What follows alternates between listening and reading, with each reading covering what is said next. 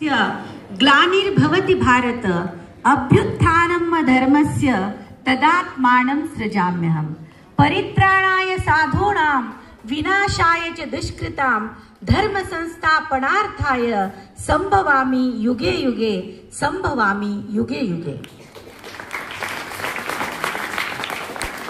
असं आपल्याला महाभारत पाहिले सर्वांनी तर स्वयं ज्या विराट रूप असणाऱ्या जगदीशाने जगन्नाथाने श्रीकृष्णाने हा संदेश आपल्या पृथ्वीवासियांना दिलेला आहे, नवे तिन्ही लोकाला दिलेला आहे। तर अशा श्रीकृष्णाचे परमभक्त असणारे श्री चक्रधर स्वामी यांची आज जयंती आहे, जे श्रीकृष्णाचे परमभक्त होते आणि त्यांनी आपल्या भारताच्या कानाकोपऱ्यात महानुभव पंथाची स्थापना करत त्या महानुभव पंथाचा प्रचार आणि प्रसार केलेला आहे।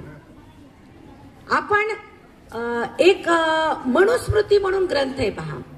मनुस्मृती ग्रंथात चातुर्वर्ण्य व्यवस्था आहे। चातुर्वर्ण्य व्यवस्था म्हणजे ब्राह्मण, वैश्य, क्षत्रिय आणि शूद्र ही चातुर्वर्ण्य व्यवस्था मान्य नव्हती कुणाला? चक्रधर स्वामींना। तर ही चातुर्वर्ण्य व्यवस्था मोडून काढण्यासाठी त्यांच्या मनात एक असं काही जागृत झालं की आपण या समाजासाठी काहीतरी केलं पाहिजे आणि सामान्यासाठी, स्त्रीवर्गासाठी आणि क्षुद्रांसाठी ज्ञान आणि भक्तीचा मार्ग खुला केला पाहिजे। राजकारणातून, समाजकारणातून बाहेर पडून भक्ती मार्गाचा अवलंब करत, वैराग्य धारण करत त्यांनी महानुभव पंथ स्थापन केला, जिथे एकमुखी दत्तात्रय म्हणजेच स्वयं श्रीकृष्ण भगवान यांच्या भक्तीचा प्रचार आणि प्रसार केला जातो। महाराष्ट्र, गुजरात, मध्य प्रदेश आणि इतर सर्व राज्यांमध्ये त्यांनी प्रचार प्रसार केला।